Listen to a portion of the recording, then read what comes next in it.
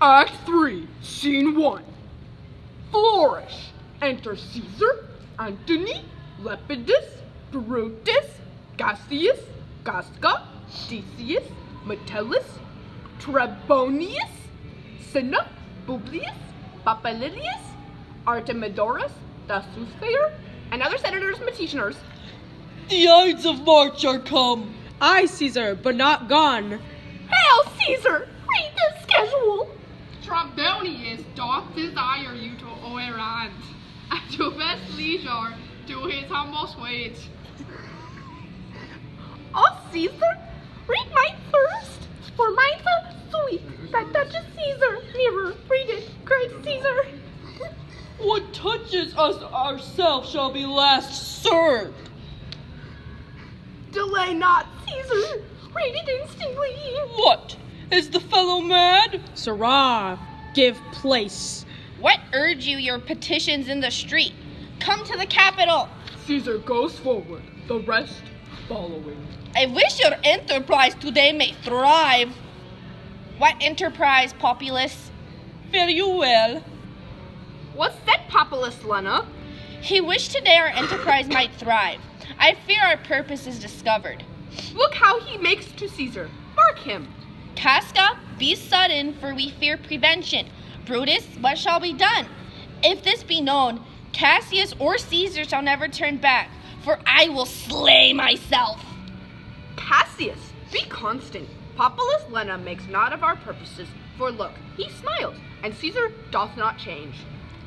Trebonius knows his time, for look you, Brutus, he draws Mark Antony out of the way. Trebonius and Antony exit. There is Metellus Kimber. Let him go, and you presently prefer his suite to Caesar. He is addressed. Press near and second him.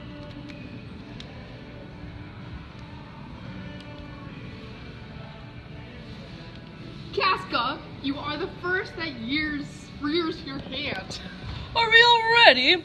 What is now amiss that Caesar and his Senate must redress?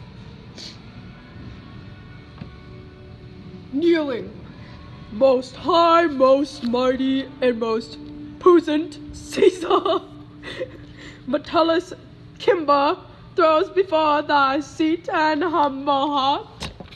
I must prevent these Cimber, these couchings and these lowly courtesies might fire the blood of ordinary men and turn preordinance and first decree into the law of children. Be not fond to think that Caesar bears such rebel blood that will be thawed from the true quality with that which melteth foods, sweet words, low crooked courtesies, and base spaniel fawning. Thy brother by degree is banished.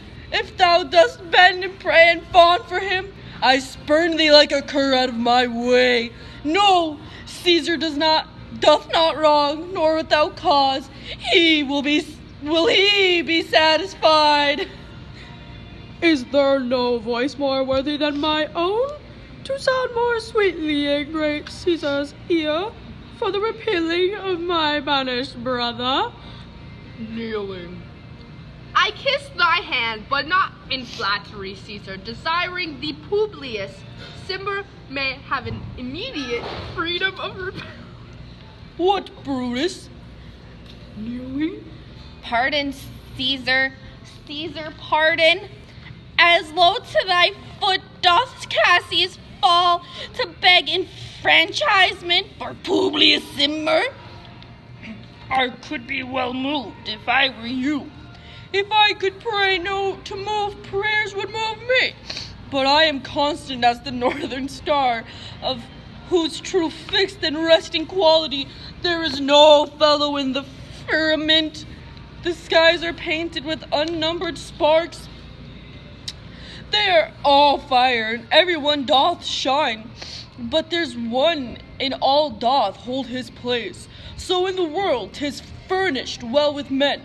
And yet the flesh and blood inapprehensive, yet in the number I do know but one, that unassible holds on his rank, unshaked of motion, and that I am he. Let me a little show it, even in this, that I was constant Cimber should be banished, and constant do remain to keep him so. Kneeling. Oh, sinner! Hence, wilt thou lift up, O Olympus? Kneeling. Great Caesar! Doth not Brutus bootless kneel? Speak hence for me.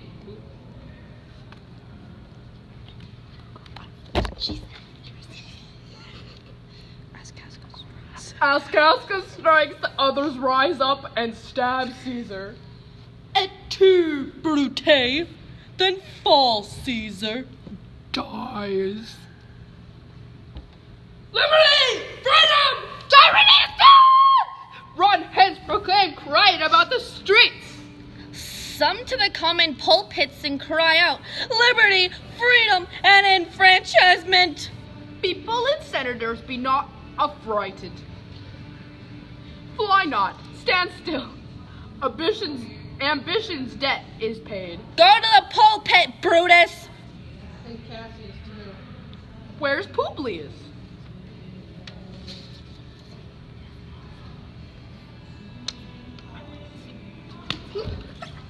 There! Quite confounded with this mutiny. Stand fast together, lest some friend of Caesar's should chance. Talk not of standing. Publius, good cheer. There is no harm intended to your person, nor to no Roman else. So tell them, Publius.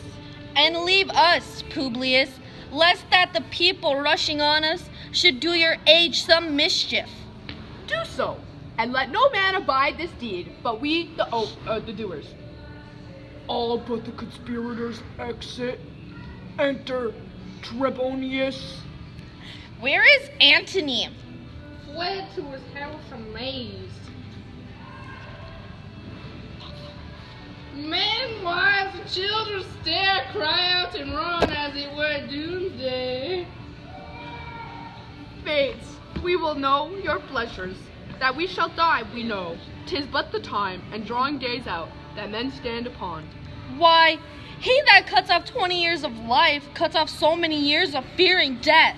Grant that, and then is death a benefit. So are we Caesar's friends that have abridged his time of fearing death? Stoop, Romans, stoop, and let us bathe our hands in Caesar's blood up to the elbows, and besmear our swords. Then walk we forth even to the marketplace, waving our red weapons o'er our heads. Let's all cry, peace, freedom, and liberty. Stoop, then, and wash. They smear their hands and swords with Caesar's blood. How many ages hence shall this our lofty scene be acted over in states unborn and accents yet unknown? How many times shall Caesar bleed in sport, that now on Pompey's bassus lies along no worthier than the dust? So oft as that shall be, so often shall the not of us be called the men that gave their country liberty. What shall be forth? Aye, every man away. Brutus shall lead, and we will grace his heels with the most boldest and best hearts of Rome. Enter a servant. Soft! Who comes here? A friend of Antony's. Kneeling. Thus Brutus did my master bid me kneel. Thus did my...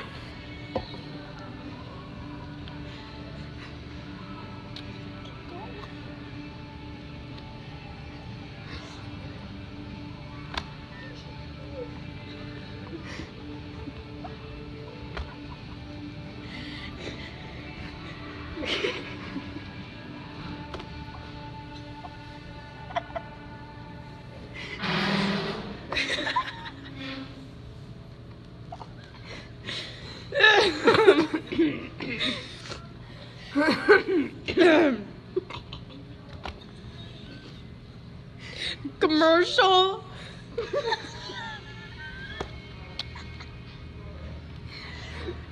Thus did Mark Antony bid me fall down, and being prostrate,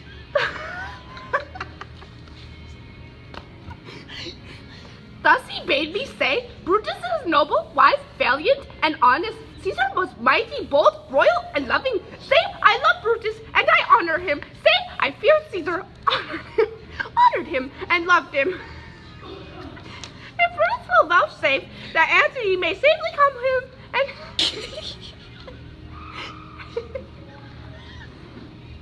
and be resolved, how Caesar had deserved to lie in death.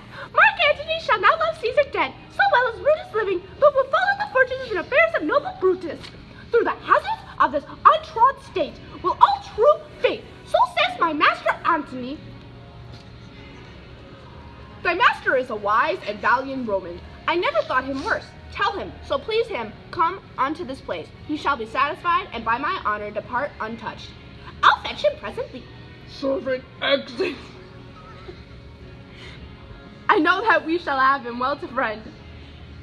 I wish we may, but yet I a mind that fears him much, and my misgivings still fall shrewdly to the purpose. Enter Antony. But here comes Antony. Welcome, Mark Antony.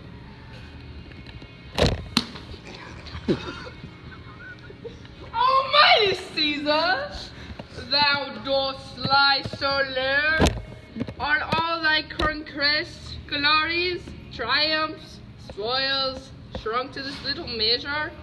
Fare thee well. I know not, gentlemen, what you intend. Who else must be blood? Who else is a rank? If I myself, there is no hour so fit as Caesar's death hour, nor no instrument, or half that worth, as though your swords made are rich with the most noble blood of all this world. I do beseech you, if you bear me hard, now, whilst your purpled hands do reek and smoke, fulfill your pleasure.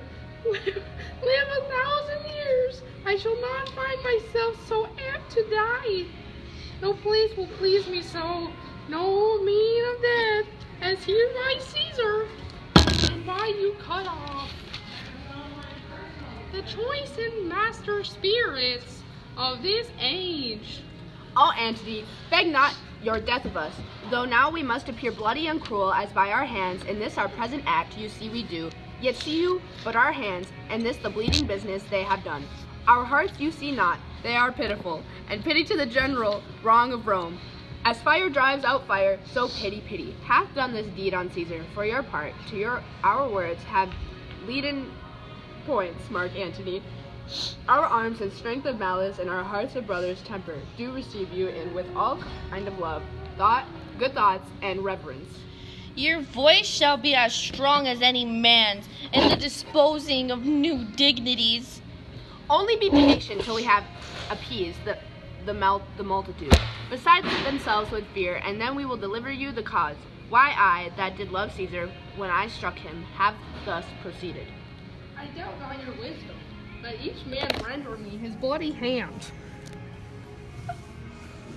First, Mark this Brutus will I shake with you. Next, Cassius Decius. Cassius, do I take your hand? Now, Decius, Brutus, yours. Now, yours, Metellus, yours, Cinna, and my valiant Gasca, yours.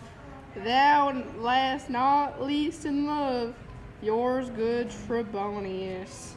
Gentlemen all, alas, what shall I say? My credit now stands on such slippery ground. The one of two bad ways you must conceit me, either a coward or a flatter. That I did love thee, Caesar, oh, 'tis true.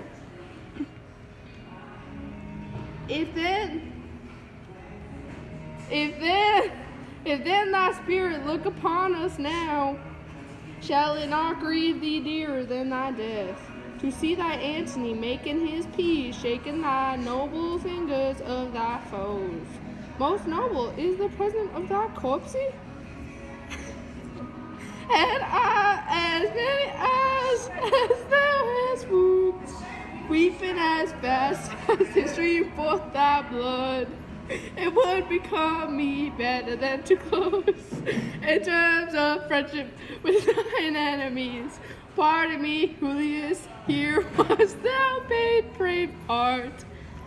Here didst thou fall, and here thy hunter stand, signed in thy spoil and crimsoned in the levy. Over thou wast the forest to this heart, and this indeed, O world, part of thee. How did a deer struck in by many princes dost thou here lie? Mark Antony!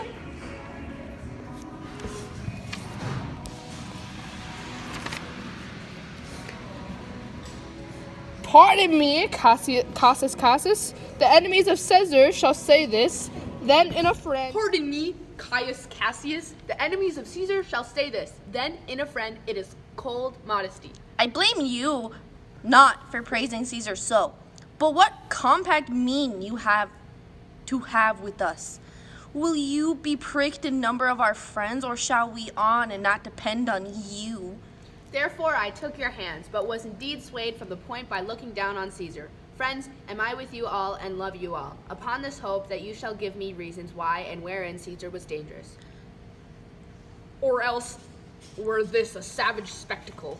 Our reasons are so full of good regard that were you Antony, the son of Caesar, you should be satisfied. That's all I seek, and am, moreover, suitor that I may produce his body to the marketplace, and in the pulpit, as becomes a friend, speak in the order of his funeral. You shall, Mark Antony. Brutus, a word with you. Aside to Brutus. You know not what you do. Do not consent that Antony speak in his funeral. Know you how much the people may be moved by that which he will utter? Aside to Cassius. By your pardon, I will myself into the pulpit first, and show the reason of our Caesar's death. What Antony shall speak, I will protest. He speaks by leave and by permission, and that we are contented Caesar shall have all true rights and lawful ceremonies. It shall advantage more than do us wrong. Aside to Brutus. I know not what may fall. I like it not. Mark Antony here, take you Caesar's body. You shall not in your funeral speech blame us, but speak all good you can devise of Caesar, and say you do it by our permission. Else shall you not have any hand at all about his funeral, and you shall speak in the same pulpit whereto I am going, after my speech is ended. I do desire no more.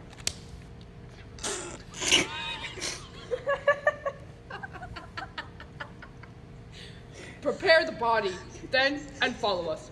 All but Antony. Exit. Oh, pardon me, thou bleeding piece of earth, that I am meek and gentle with these butchers. Thou art the ruins of the noblest man that ever lived in the tide of times. Woe to the hands that shed this costly blood. Over thy wounds now do I prophesy, which like dumb mouths do ope their ruby lips to beg the voice and utterance of my tongue. A curse shall light upon the limbs of men. Domestic fury, fears, civil strife shall cumber all the parts of Italy. Blood and destruction shall be so in use, and dreadful objects so familiar that mothers shall but smile when they behold their infants quartered with the hands of war. All pity choked with custom of fell deeds, and Caesar's spirit ranging for revenge, with 8 by his side, come hot from hell, shall in these confines with the monarch's voice cry, "Ho back! And let slip the dogs of war, that this foul deed shall smell above the earth with carrion men groaning for burial." Enter Octavius' servant. You serve Octavius Caesar, do you not? I do, Mark Antony. Caesar did right for him to come to Rome. He did. Receive his letters and his coming, and bid me say to you by word of mouth, "O Caesar."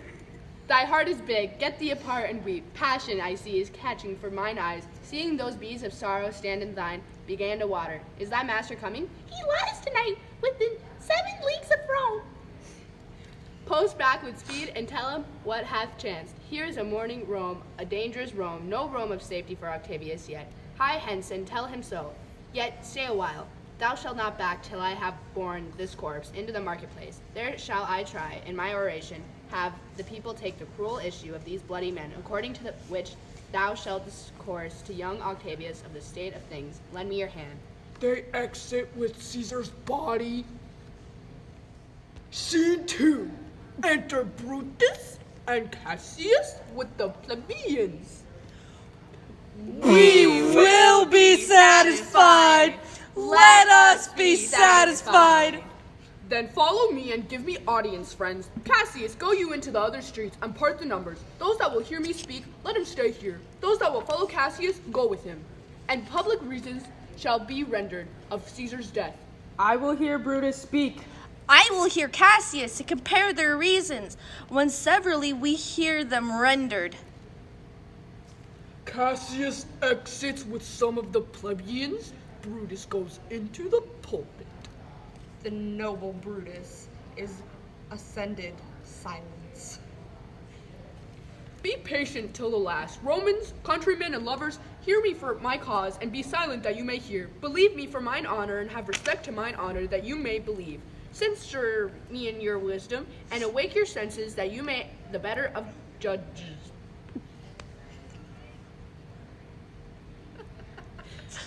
If there be any in this assembly, any dear friend of Caesar's to him, I say that Brutus' love to Caesar was no less than his. If then that friend demand why Brutus rose against Caesar, this is my answer. Not that I loved Caesar less, but that I loved Rome more. Had you rather Caesar were living and die all slaves, than that Caesar were dead to live all the freemen? As Caesar loved me, I weep for him. As he was fortunate, I rejoice at it. As he was valiant, I honor him. But as he was ambitious, I slew him. There is tears for his love, joy for his fortune, honor for his valor, and death for his ambition. Who is here so base that would be a bondman? If any speak for him, have I offended? Who is here so rude that would not be a Roman? If any speak for him, have I offended? Who is here so vile that will not love his country? If any speak for him, I have offended. I pause for a reply. None, Brutus, none. Then none have I offended. I have done no more to Caesar than you shall do to Brutus. The question of his death is enrolled in the Capitol, his glory not extenuated, wherein he was worthy, nor his offenses enforced for which he suffered death. Enter Mark Antony and others with Caesar's body. Here comes his body, mourned by Mark Antony, who though he had no hand in his death, shall receive the benefit of his dying, a place in the commonwealth, as which of you shall not? With this I depart, that as I slew my best lover for the good of Rome, I have the same dagger for myself, when it shall please my country to need my death. Live, Brutus, live, live. Bring him with triumph home unto his house. Give him a statue with his ancestors. Let him be Caesar.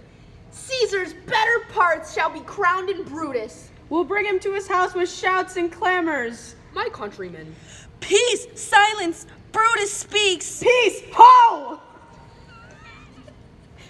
good countrymen, let me depart alone, and for my sake stay here with Antony. Do grace to Caesar's corpse and grace his speech tending to Caesar's glories, which Mark Antony, by our permission, is allowed to make.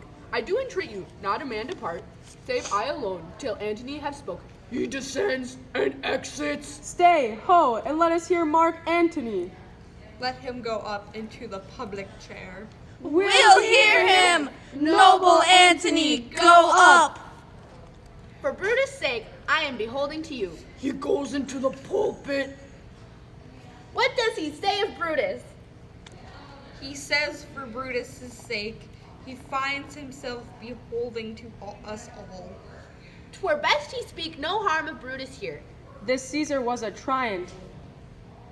Nay, that's certain. We are blessed that Rome is rid of him. Peace, let us hear what Antony can say. You gentle Romans. Peace, ho! Let us hear him! Friends, Romans, countrymen, lend me your ears. I come to bury Caesar, not to praise him. The evil that men do lives after them. The good is oft interred with their bones. So let it be with Caesar. The noble Brutus hath told you Caesar was ambitious. If it were so, it was a grievous fault, and grievously hath Caesar answered it. Here, under leave of Brutus and the rest, for Brutus is an honorable man, so are they all honorable men. Come I to speak in Caesar's funeral. He was my friend, faithful and just to me, but Brutus says he was ambitious, and Brutus is an honorable man. He hath brought many captives home to Rome, whose ransoms did the general coffers fill. Did this Caesar seem ambitious? When that poor had cried, Caesar hath wept. Ambitious should be kept made of sterner stuff. Yet Brutus says he was ambitious, and Brutus is an honorable man. You all did see that on the Lupercal I thrice presented him a kingly crown, which he did thrice refuse. Was that ambition? Yet Brutus says he was ambitious, and sure, he is an honorable man. I speak not to disprove what Brutus spoke, but here I am to speak what I do know. You all did love him once, not without cause. What cause withholds you then to mourn for him? O judgment, thou art fled to brutish beasts, and men have lost their reason. Bear with me, my heart is in the coffin there with Caesar, and I must pause till it come back to me. He weeps. Methinks there is much reason in his sayings. If thou consider rightly of the matter, Caesar has had a great wrong. Has he masters? I fear there will be a worse come in his place. Mark you his words? He would not take the crown. Therefore, 'tis certain he was not ambitious. If it be found so, some will dear abide it. Poor soul, his eyes are red as fire with weeping. There is not a nobler man in Rome than Antony. Now mark him. He begins again to speak. But yesterday the word of Caesar might have stood against the world. Now lies he there, and none so poor to do him reverence. O masters, if I were disposed to stir your hearts and minds to mutiny and rage, I should do Brutus wrong and Cassius wrong, who, you all know, are honorable men. I will not do them wrong. I rather choose to wrong the dead, to wrong myself and you, than I will wrong such honorable men. But here's a parchment with the seal of Caesar. I found it in my closet. 'Tis his will. Let but the commons hear this testament, which, pardon me, I do not mean to read. And they would go and kiss dead Caesar's wounds and dip their napkins in his sacred blood. Yeah, beg a hair of him from memory, and dying, mention it within their wills, bequeathing it as a rich legacy unto their issue. We'll hear the will. Read it, Mark Antony. The will! We were here, Caesar's will! Have patience, gentle friends. I must not read it. It is not meet you know how Caesar loved you. You are not wood, you are not stones, but men. And being men, hearing the will of Caesar, it will inflame you. It will make you mad. 'Tis good you know not that you are his heirs, for if you should, oh, what come of it? Read the will. We'll hear it, Antony. You shall read us the will, Caesar's will. Will you be patient? Will you stay a while? I have o'ershot myself to tell you of it. I fear I wrong the honorable men whose daggers have stabbed Caesar. I do fear it. They were traitors? Honorable men? The will! The testament! They were villains, murders, the will! Read the will! You will compel me, then, to read the will? Then make a ring about the corpse of Caesar, and let me show you him that made the will. Shall I descend? And will you give me leave? Come down! Descend! You shall have leave. Antony descends. A ring! Stand round! Stand from the hearse, stand from the body. Room for Antony, most noble Antony. Nay, press not so upon me. Stand far off. Stand back! Room! Bear back! If you have tears, prepare to shed them now. You all do know this mantle. I remember the first time ever Caesar put it on. 'Twas a summer's evening in his tent. That day he overcame the Nervi. Look, in this place ran Cassius's dagger through. See what a rent the envious Casca made. Through this the well-beloved Brutus stabbed, and as he plucked his cursed steel away, mark how the blood of Caesar followed it, as rushing out of the doors to be resolved. If Brutus so unkindly knocked or no, for Brutus, as you know, was Caesar's angel. Judge, O you gods, how dearly Caesar loved him. This was the most unkindest cut of all, for when the noble Caesar saw him stabbed, ingratitude more strong than traitor's arms, quite vanquished him. Then burst his mighty heart, and in his mantle muffling up his face, even at the base of Pompey's statue, which all of the while ran blood. Great Caesar fell. Oh, what a fall was there, my countrymen! Then I, and you, and all of us fell down, whilst bloody treason flourished over us. Oh, now you weep, and I perceive you feel the dint of pity. These are gracious drops. Kind souls, what weep you when you but behold our Caesar's vesture wounded? Look you here. Antony lifts Caesar's cloak. Here is himself, marred as you see with traitors. Oh, piteous spectacle! Oh, noble Caesar! Oh, woeful day. Oh, traitors, villains! Oh, most bloody sight! We will be revenged. Revenge about, seek, burn, fire, kill, slay! Let not a traitor live! Stay, countrymen. Peace there! Hear the noble Antony! We will hear him. We will follow him. We'll die with him.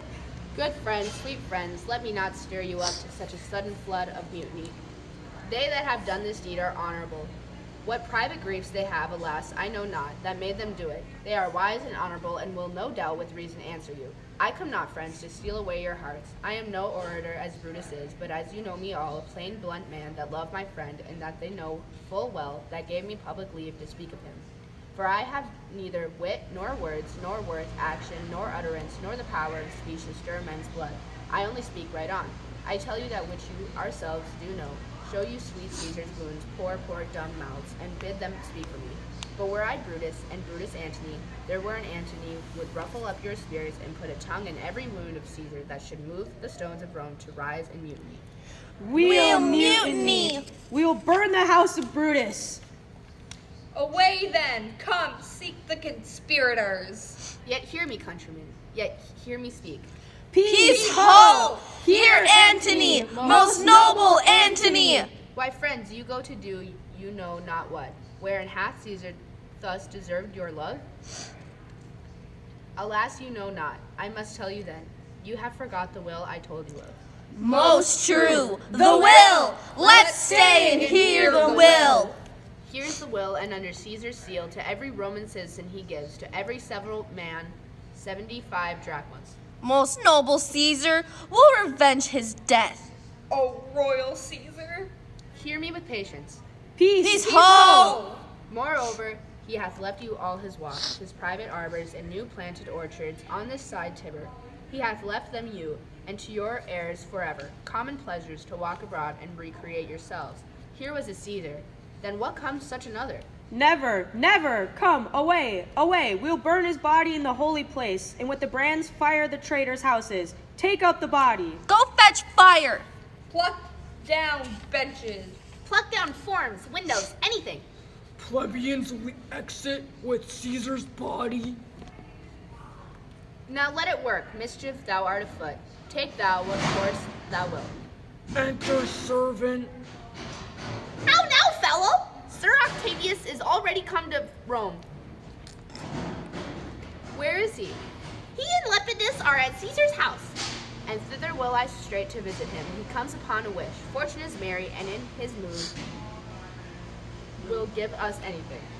I heard him say Brutus and Cassius are rid like madmen through the gates of Rome.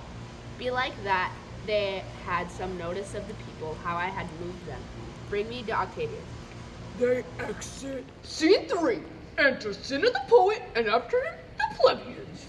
I dreamt tonight that I did feast with Caesar, and things unlucky charge my fantasy.